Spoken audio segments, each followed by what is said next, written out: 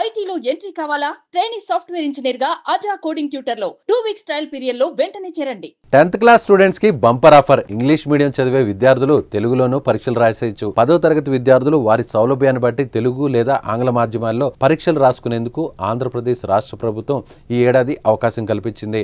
Public పరీక్షలకు ఆన్లైన్లో వివరాలు నమోదు చేసే సమయంలో తమకు నచ్చిన మాధ్యమాన్ని ఎంపిక చేసుకోవచ్చని తెలిపింది. దరఖాస్తులు సమర్పించడం పూర్తయిన వారు కావాలంటే నచ్చిన మాధ్యమానికి మార్చుకునే ఐచ్ఛికాన్ని కూడా అందుబాటులో ఉంచింది.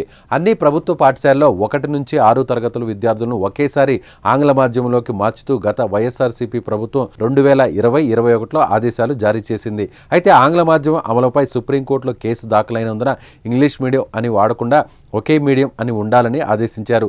అనధికారికంగా ఆంగ్ల మాధ్యమే అన్నట్టుగా వ్యవహరించింది అప్పటి ప్రభుత్వం.